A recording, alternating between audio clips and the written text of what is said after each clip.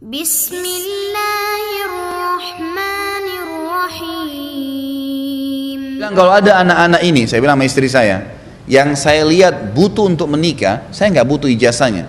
Lebih baik bagi saya pribadi, coba ibu renungin ya, jangan dipaksakan, bukan sebuah, ini ijtihad saya. Saya bilang saya lebih baik mendatangkan sepiring buat anak mantu saya di atas meja saya, sehingga anak saya aman, dibandingkan saya biarkan dia bergaul bebas.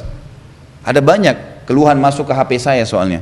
Ada mahasiswa yang mengatakan, Ustadz, kami ini sudah kena fitnah di kampus, nggak bisa tahan syahwat. Ada yang terus terang bahasa sama saya, laki-laki. Setiap lihat perempuan saya terganggu, akhirnya saya sering onani, bahasanya.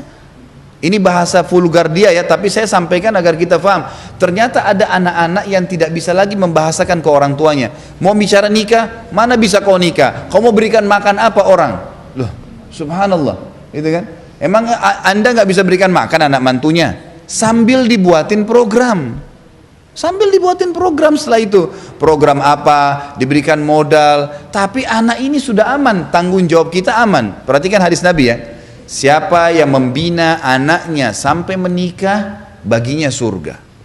Hadis ini artinya apa? Tugas kita sampai menikah, jangan disembarangin gitu.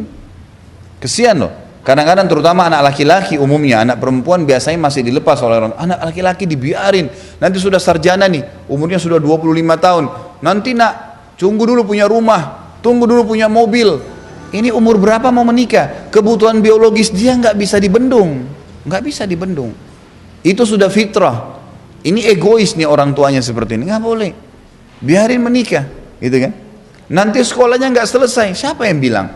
Saya tahu ada teman-teman saya menikah waktu kami masih mahasiswa di Madinah, selesai itu prestasinya bagus, kuliah di Madinah, istrinya dibawa, bahkan ada yang sampai selesai S1 tuh punya anak di kota Madinah, ada, tapi nggak ada masalah buat mereka, cuman hidupnya jauh lebih tentram gitu. Ada banyak kasus tuh saya berikan masukan jemaah saya, nikahkan anak-anak. Baik Ustadz, belum punya kerjaan, Anda punya pendapatan nggak? Punya. Baik, ini cari anak yang sepadan, yang bisa menikah dengan anak kita, yang bisa bimbing, sepadan sama dia lah, gitu kan? Bisa sefaham, sebahasa, insya Allah berdoa sama Allah, Allah akan tuntun. Setelah itu kita buatin program, banyak yang ngikutin ini, akhirnya berhasil. Anak mantunya diikutkan di perusahaannya, kerja daripada orang lain, baik kasih gaji orang ini, ajarkan dia, akhirnya betul-betul berjalan, dan hampir semuanya berhasil, tidak ada masalah, gitu kan? Ini kadang-kadang masalah sepele, cuman banyak mengganggu kehidupan orang dalam rumah tangganya, tapi dia tidak faham, kan gitu. Jadi menerlambatkan pernikahan anak-anak yang sudah cenderung dengan lawan jenis, perbuatan yang akan membuat banyak tambahan PR buat kita. Kita harus hati-hati, luar biasa. HP-nya belum yang telepon-teleponan, belum yang nonton film nggak benar, belum ini, karena dia tidak bisa kontrol itu. Kenapa nggak dinikahkan? Ada subhanallah orang tua berhasil menikahkan anaknya masih muda. Begitu menikah, anak laki-lakinya dia bilang sama saya, Ustadz, anak laki-laki saya ini dulunya kayak anak-anak. Setelah saya nikahkan, dia merasa punya istri, punya tanggung jawab, langsung jadi dewasa. Berubah total anak laki-laki itu. Tiba-tiba langsung kayak bijaksana, ngomongnya bisa diatur. Ternyata pernikahan merubah hidup dia. Dan itu fakta lapangan ibu-ibu sekalian. Nggak boleh kita membangkang. Kalau ibu membangkang tentang poin ini, keluar dari jalur, akhirnya memaksa anak kita terjerumus seperti umumnya sekarang anak-anak. Iya dia berkedok, iya, tapi di belakang perbuatannya luar biasa. Perbuatannya luar biasa, perbuatan yang salah semua. Mabuk-mabukanlah sama perempuan tidak benar. Ada bahkan karena dibiarkan tidak menikah, kena penyakit, naudzubillah, penyakit AIDS, penyakit ini, penyakit macam-macam. Karena dia tidak bisa kontrol dirinya. Jadi perintah Nabi SAW untuk menikahkan anak muda adalah kata rahasia perbaikan kehidupan sosial, jenjang masyarakatnya akan baik. Sekali lagi, kalau anak kita memang bisa ngontrol, dia sampai sarjana memang dia masih tenang, kita lihat bisa kecenderungan, tidak ada masalah, alhamdulillah, gitu kan. Saya bicara ini yang sudah nggak bisa dikontrol, maka solusinya adalah pernikahan, gitu kan. Ini juga diambil daripada sabda Nabi SAW tadi, wahai sekalian anak-anak muda, generasi muda. Saya tidak bicara menikah kecil ya, saya bicara menikah muda. Beda, gitu kan? Jadi menikahkan anak-anak kita yang muda, jenjang muda tuh dari balik ke atas gitu kan, saya sudah kasih tadi tolok ukurnya gitu. Jadi memang dia sudah dewasa,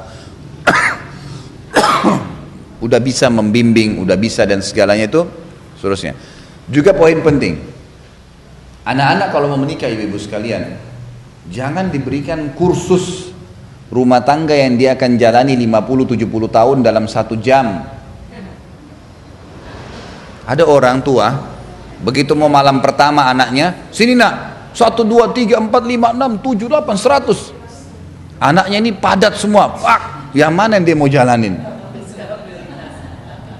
Bu, cicil. Loh iya, anak-anak perempuan, saya kasih contoh bagaimana saya coba di anak-anak saya. Anak saya masih SD, saya sudah sering bicara pernikahan dengan dia. Saya bicara pernikahan dalam arti kata apa? Globalnya. Nak, kamu perempuan, satu waktu kamu dewasa kamu akan menikah. Saya selalu menggunakan kata-kata menikah supaya dia faham kalau dia butuh laki-laki menikah, bukan yang lainnya. Dia udah faham dari kecil itu. Nanti, oh ini Umi lagi buat makanan ya? Iya. Nanti kalau kamu juga menikah nak, kamu akan buatin suami kamu. Dia faham dari sekarang itu. Jadi poin demi poin, poin demi poin. Dia pada saat menikah, walaupun umur 17 tahun, 18 tahun sudah mateng dia. Dia udah tahu. Jangan kursus padat 1 jam untuk 50 tahun. Nggak bisa. Ada orang gitu, dudukin anak perempuannya begini, kamu harus begini. Malam itu lah ya, belum dia tegang mau hadapin suaminya, malam itu nggak ngerti harus buat apa. Ini sudah padat poin-poinnya dan harus begini, kamu harus begini, kamu harus begitu. Nggak bisa. Cicil semua itu. Dari sekarang, dari kecil mereka sudah dibicarakan. Bukan aib dalam rumah tangga saya bu, anak saya masih SD mengatakan, abati itu ayah, kalau nanti saya menikah, dia bilang gitu, anak saya SD. Nanti saya begini ya, lebih baik dia ngomong sama kita ya, daripada dia ngomong sama temannya. Saya tanggapin positif. Istri saya pertama bilang, masa dia harus bicara masalah pernikahan masih SD? Biarin dia ngomong. Dan kita yang berikan penjelasan orang tuanya, pasti akan tepat jawabannya. Dibanding kalau dia, enggak kamu masih anak-anak, jangan ngomong itu. Dia akan penasaran, selama keluar pertanyaan dari mulut anak kita sesuatu bu, jangan tidak dijawab ya. Walaupun kita anggap itu fatal, tetap jawab dengan cara memberikan penjelasan yang benar. Karena kalau kita tidak jawab, dia akan cari sendiri jawabannya. Anak saya pernah baca kalimat berhubungan biologis di sebuah tulisan begitu, saya tidak tahu di mana. Dia bilang sama istri saya, Umi apa sih itu berhubungan biologis? Banyak orang bilang nggak usah sampaikan, jelas. Istri saya nggak jawab, tanya saya dulu, kemudian saya jelaskan bagaimana cara menyampaikan dengan cara memberikan pemahaman ke anak-anak, bukan orang dewasa. Beda, gitu kan? Dijelaskan dengan cara sederhana, oh iya, sudah paham. Nah, kalau dia sudah punya jawaban, dia nggak akan cari ke orang lain. Yang jadi fatal ini, kalau dia dapat masalah biologis, masalah seksual dari teman-teman yang sepadan dengan dia. Coba kira-kira apa yang temannya tuntun? Kalau temannya tuntun bobrok, nonton ini kamu akan faham, misal, dia akan ikutin itu.